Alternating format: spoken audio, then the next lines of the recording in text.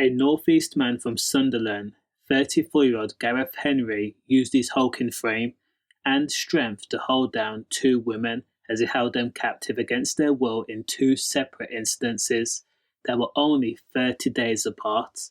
Gareth, who was a former farm worker, having worked in the fields for 10 years, but also a local scrapman, had made contact with his victims over the internet using specific websites, like Viva Street. Over the internet, the deplorable and crazed man had searched for pros with the intent of intimacy after he says that he felt lonely.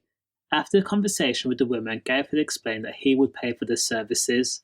Now, Gareth met his first victim face to face on February 6th of this year after he picked her up and then took her back to his caravan, which was parked on a residential street where his mum lived. Confined in the small space, the hyped-up couple spent the evening drinking Foster's, Carling, but also taking white, Class A. While high, the two then did the deed.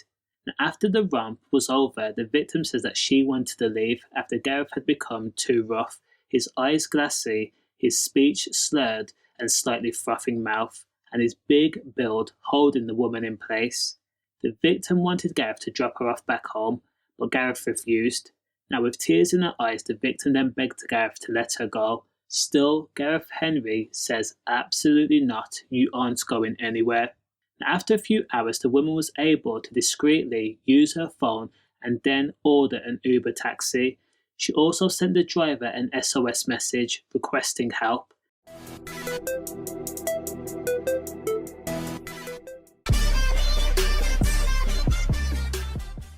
When Gareth realised that the victim had ordered a taxi, he then began to pin the woman again. Now, fair play to the taxi driver because he read the message and he did alert police, despite the fact that the woman did not know this at the time. Now, police were dispatched to Gareth Henry's caravan, and police knocked on the door and they tried to open the door afterwards. However, they could not get in, so their knocks then turned to bangs. Now, inside the small space, Gareth Henry had then ragdolled his victim. When it finally dawned on him that the police were outside his door, he held her against the side of the metal frame before, again, ragging her onto the bed. One large hand covered her quivering lips, and Gareth told the woman to shut it. "Don't make a sound." No noise could be spoken, Newcastle Court heard. The unnamed victim described her life flashing before her eyes, and she realised that she had made a terrible decision by becoming an S-worker. She actually feared that she would have been caged in that outdated caravan. Now, the unnamed victim described being confused, dazed, sick, and not knowing what to do. Would it be best to listen to Gareth Henry's demands of staying quiet, or should she shout with all her might for help, or make a run for it? However, the victim could not pretend that Gareth was a big guy, much stronger and much quicker than the victim. All it would take would be one blow from him and it would break bones, skull, ribs, and his hands would crush windpipe. Through the tears, the woman tried her best to survive. She constantly stroked and massaged Gareth's ego, palated him, reassured him by rubbing his shoulders and telling Gareth that "I'm not going anywhere." And Gareth must have believed her, because that ego stroking and that ego massaging worked, and eventually Gareth released his hands and unpinned the woman. Now, officers then forced their way through the caravan door and they pulled the woman out of that caravan. However, Gareth Henry was still high on Class A and he was angry, raging. Gareth Henry momentarily spoke to the police officers through gritted teeth, and he explained that the victim was his partner, his girlfriend, which was a blatant lie. Gareth told police that the two had a domestic and she had drunk too much and she needed to rest. There was no issue here. In the midst of the incident, a pent-up Gareth Henry, who was used to picking up heavy objects, had then charged after the officers and landed a hook to one officer, a female, target area at the back of her head. Crazedly, Gareth made it out of the caravan and out of sight by running down the street before police could place him under arrest. Now, the unnamed woman who was held against the will soon realised that Gareth had not paid her for her services, so that night was a waste of time, and this was something that Gareth had disputed in court, crazily. Now, even though Gareth Henry was a wanted man and police were still actively looking for the 34-year-old, Gareth used his mobile phone and tablet to go back onto the website Viva Street and secure the services of a masseuse, a second woman, on the 5th of March of this year. At first, Gareth told the victim that he was tense and he needed a release. A massage would be perfect. It would be absolutely splendid, great even. But the woman also offered other services of the yes kind.